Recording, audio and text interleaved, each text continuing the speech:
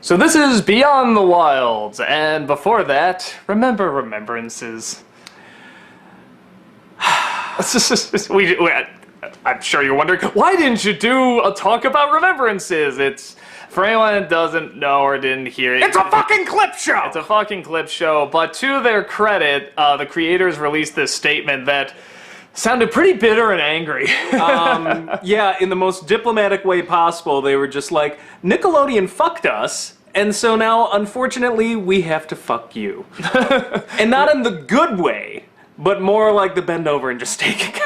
But honestly, with them just coming out and admitting that, I'm kind of like, okay.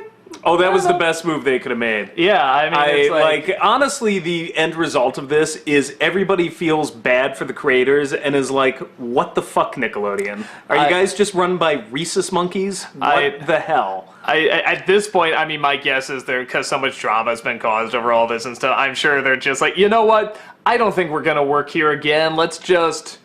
I mean, they're not like burning their bridges necessarily. Nobody in the right mind should be working for Nickelodeon right now, period.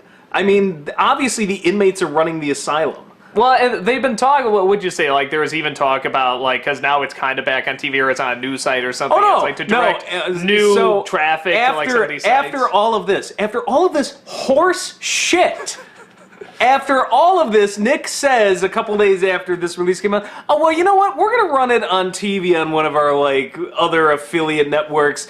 Nick, not SpongeBob for 24/7 network or whatever they've got running. So I'm sitting here and I'm like, so wait a second. You mean I've been watching this online for the past, like, what, 6-7 weeks now, and you were going to release it anyway on TV? What the fuck? So, like, come on! There's talk about whether or not this was, like, a big conspiracy to, like, drive traffic to other places and stuff. I mean, it could be a number of things. One, they could have just wanted to drive people to the website to begin with, even though they knew they were going to release this on some other station. Two, they could be trying to drum up, you know, people to go watch their other bullshit station now or whatever. Three, they could have seen the backlash that sprung from when the creators came out and said, yeah, this is how Nick screwed us, and we're just like, oh, well, maybe we should give them a token gift to pretend we care. But it's not working. All of the critics basically came out and were just like, are you kidding us, Nickelodeon? Like, who do you think is buying this shit? Well, I will admit there is something funny to just, like, you know, fuck you, Nickelodeon. It's like, we're getting so angry at, like, a kid's network, but it's like, it's the one show that's really adult on there. It's the one show that's really adult on there, and you don't treat your people like that. Like, that's really what it comes down to. It's like, oh, yeah, we want... here's your budget. Now, oops, no, we're taking your budget away, so the creators... and that's the thing, had this just happened out of nowhere, like, without the history that this show has... Yeah, it'd probably be more I doubt understandable, anybody... Yeah, nobody would have cared. We've been like, oh, well, some that people would sucks. complain, but it's Yeah, like, I mean, we'd be whatever. complaining, we're like, oh, a clip show, this sucks. But to have the creators come out and have to explain this because, yeah, after getting dicked around this much for 4 seasons of this show and just getting burned again and again and again... This is like the final insult, like, and to have the creators have to come out and explain, hey, we didn't want it this way, we decided to do it this way so that our people could get paid. Just, there it is, Nickelodeon. Well, and the Sit thing and is, spin and enjoy. whenever we see a clip show, it's like, because we've heard commentaries and people talking, it's like, we kind of know it's like clip shows are a way to save money to focus on other episodes. Yeah. Honestly, in the case Avatar and of Korra Ember- has never yeah. done that before. And in the case of Ember Island's players... That wasn't even a clip show, that was a recap. It was a recap that they reanimated the entire thing from scratch. They were clever about it. And it came right before the giant finale. This just seems randomly placed to me. Like, the funny thing, because there's not much to say, it is mostly a clip show. The only thing that I was like, the last third is sort of told through Merrick's and that part's point of view. legitimately hilarious. Yeah, and it's one of those things where it's like, why wasn't the whole thing like this? It's like, I'm sure like they just had to rush and think of something really fast and they have that, but I'm sure looking back they're like, crap, we should have made all of this Varric telling the story. It would have made it better. I mean, yeah. I can't fault the creators and be like, you sucked at your clip show that you had to do. Like, honestly, yeah, for what it was the best that could have happened. I had a lot of people thinking that I was ripping on the creators for it being a... No, they get off scot-free as far as I'm concerned. This is more, and people are like, well, for a clip show, it wasn't that bad. And I agree. It could have been a lot worse. And that's not the best recommendation you want to do. Well, no, it could have been worse. The first third or 2/3 of it could have been a lot worse. It did what it needed to do. It's okay. And the third part was legitimately hilarious. Yeah. That's what I'm saying. Like, for a clip show, like, this came out pretty good. That's not the issue. The issue is not the quality of the clip show. It's the fact that Nickelodeon forced them basically to either not do a show at all, cut out a full, cut out X out a full episode, or make it a clip show. Because it sounds like this was not done. Sucks. Yeah, that this wasn't done at the beginning. Because I'm looking at this like, wait, you wouldn't do a clip show and have all these shots of just the camera like panning to the left or something, and have it all CG'd instead. It's like, no, they would know the budget better. This was something they said. The budget out of nowhere was slashed to the point that it amounted to about an episode. So they said, okay, so let's save an episode, employment for these animators and stuff, and have one that's just a real fast, easy clip show. Yeah, but I don't know. They're not fooling me. So we care about Korra and we're gonna give it a run on TV. You don't give a flying fuck. Don't even try, Nickelodeon. Don't even try it. You're talking. I love the way you're talking. You're talking like it's the bully of like your kid or something like that. And listen here, you little punk. You leave my Korra alone, okay? I don't like it. I don't like it when art gets dicked around by people who don't know jack shit about art, and the end product suffers for it. Like, we're not talking about a business that has saved Korra. It's Nickelodeon that has wrecked Korra almost from the beginning. Like, that bothers me. And then to come out and try to pretend at the last second, well, we're giving it a run on TV. I'm like, bullshit. You didn't care about this show to begin with. So it just really bothers me. And yes, I'm angry and bitter about that because this has been going on since season 1. And then right before the end, we couldn't even go out on a strong point. We had to have the final insult with them forcing a clip show in. And otherwise, pretty perfect season so far. Yeah, it's been really good. Speaking of which, we should probably get to this actual episode. Enough about that. This is an episode... put short, nobody really kind of wants Korra. Again, like in real life. But nobody kind of wants her because they feel like she can't handle it. She already lost this one major fight, and she's feeling kind of useless and stuff. So she tries to go into the spirit world and finds the bad guy from the last season. Zahir is there. It's not even the spirit world. It's like this memory, and he's like blocking her somehow. So she feels if she goes and sees him all locked up in prison and stuff, that somehow confronting him will help. Goes there, talks to him. He kind of sporadically wants to help. That's like my one problem, is that he's just like, yes, I heard she's crazy. We must stop her. It's like, where'd this come from? Yes, I'm all about chaos, but maybe if we didn't lose an episode to a clip show, it could have been drawn out more and made more sense, but...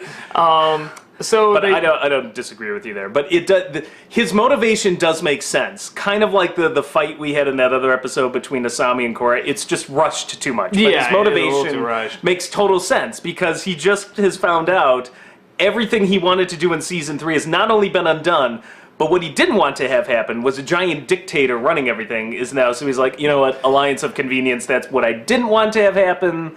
But it's a quick transition and stuff. So yeah, I'm not faulting the logic. I'm faulting how quickly it came to it. And kind of the same thing with her coming to her realization that she has to really give herself into what happened and not run away from it. We kind of were doing before, but this is a little different. This wasn't as much getting the poison out as much as like kind of really going back to that moment and like kind of, like a better term, kind of dying in that moment, if that makes sense. I don't disagree. So, but I would have liked maybe half an episode at least going into that, where this was like... If only we had an extra 24 minutes. Leave up alone. I don't know what you did. He'll never be the same. I needed a pillow to scream into. He will never be the same. And then on top of that, we have the vines in Republic City. The spirit vines are starting to attack people and stuff, and that's one of the reasons Korra's trying to help, because she's trying to help these people out.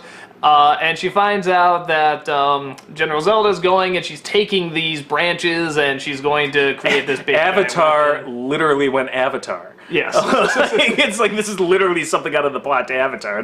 We just chop down the big tree. Like, Well, I thought, no, it's not the tree. That's why I thought I know, it was it's just the the branches. vines. It's the which vines. I'm But kind of admit it, we glad. all with the mech robots there. Like we were all I was thinking really it's like, it's oh, don't okay. do that. I don't. It's okay. I think it's not a bad plot point. No, something about it the gets branches. the spirit world involved. No, the so. branches makes more sense. Yeah. I really thought it was just going to cut down the whole tree. And maybe because we have seen like Ferngully and Avatar and stuff like that. But I like that it's more we just need these elements. We don't want to chop down the whole tree. It's been pretty underplayed. Like I honestly I think it's cool. So I don't mind that. But it did make me think of Avatar the movie.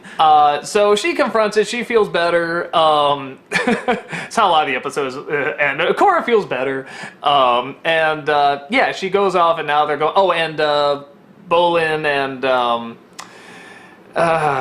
other flying chick whose name I'm forgetting. Oh, you caught me on the one. Yeah, see, I was gonna I'm say trying to remember. Janora. It's not Janora. Bolin's girlfriend. Yeah, I'm forgetting her name, but. They're gonna go. One of the Bayfongs. Yeah, they're gonna go and save the family because in this very daughter Bayfong, granddaughter Bayfong, I guess, because if Lin. Let's go with the chart. If you look at the chart, it's gonna piss me off all day. I'm gonna be trying to remember that name. I'm sure nobody in the comments will tell us at all. I've been correcting you too, and now they're gonna get me on one. It's been a while. It's been a while. So it's Kuvira, by the way, not Zelda. I like General Zelda. I know. I like General Zelda too. Yeah. So don't we all? So yeah. So they're now they're gonna go off and they're gonna try and save the family because they had this long conversation about why they won't get involved with a preemptive strike. Which again is a lot of talking, a lot of strategy, a lot of interaction. I like the Fire Nation's very post World War II Japanese approach. Yes. We've kind of been doing this for a while now, and we're kind of out. So if you want any help on defense, we're the guys to call. But we don't think we should go marching into other nations. We got kind of a history there.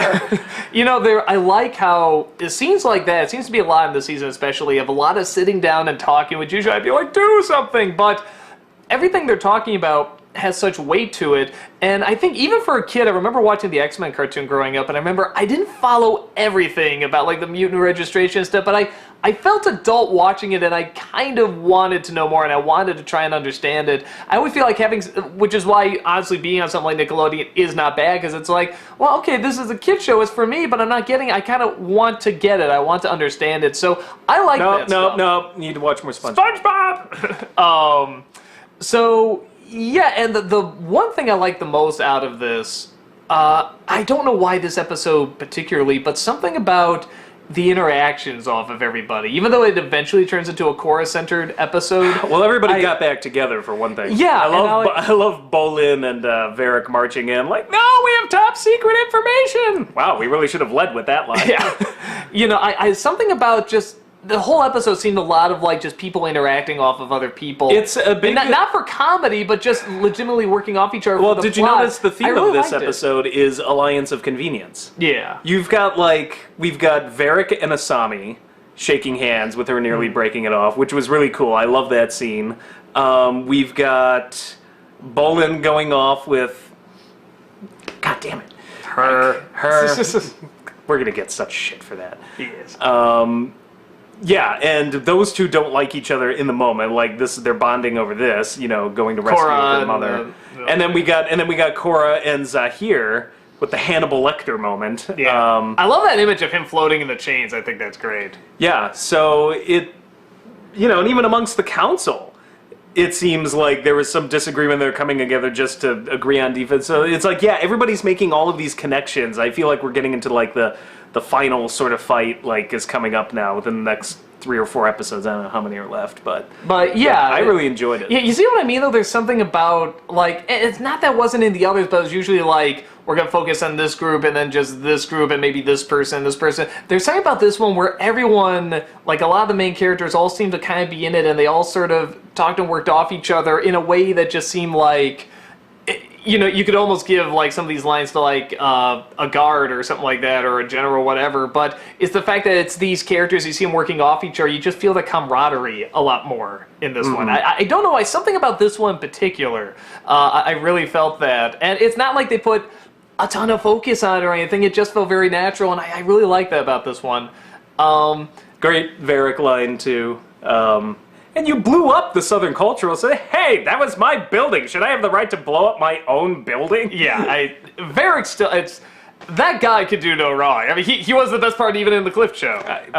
So, no, he just... That quadruple phone call between Unalak and Aman and Zahir and just killed me. I think he's off the line. I'm still here! Hello? Oh, crap. So, yeah, I mean, I think it's a strong episode. Again, kind of, it's nice to sort of see, even though it felt kind of rushed, it's nice to see Korra sort of over this thing. And I like that angle enough of, like I said, sort of really giving yourself into, like, the fear to a point where it's like you almost die in that fear. But, like, after you go through that, like, all the way you can really it's about letting go. So. Yeah, which I like. I mean, it's even though we kind of did that before, it felt a little different this time. It felt different enough, I should say. So yeah, I like it. It was just rushed, but I think letting go is a good moral, which is why I may forgive Nick in time. 20, 25 years, maybe. Well, even the letting go, it seems like there's a sense it's like she was ready to move on, but it was still, like, there, and I like the idea of, like, though really she did say, I'll never really get over it. Yeah. But I've learned to deal with it. That will be my approach to Nick. Yeah, I sort of like just going... deal with you. I sort of like the aspect of just, like, no, don't resist it. Like, throw yourself into that pain. Throw yourself into the fear. Like, like I said, almost like just sort of... Well, it's the Fight Club scene. It's when he's pouring the lie or whatever on his hand. It's like, come on, don't pretend to go away like all those dying people do. Feel it. So. Yeah, like really embrace it. Which there's a lot of philosophy to be learned from that. Now, don't stay there. That's why I stab myself every day. Yeah, I'm gonna hit myself in the eye with a fork right after this. Can I help? I'm good enough on my own thing. Maybe you can hold the camera. Sweet. But no, I don't want it. Everyone's like, stab yourself with a fork. I'm like, nah, not on camera. That's for my own pleasure. So yeah, I like it. I thought it was a good episode, and don't know how many are left, but yeah, looking forward to it. I'm excited. Yeah. Watch out, the final episode will be a clip show. General Zelda there is just like, oh, she's gone. Let's remember all the fun times we had. And budget cuts. So... there it is. I'm going to let you groan yourself to peace and a place of accepting until you can forgive Nick for what has happened. Fuck acceptance. I need a scotch. What kind? Lafroy.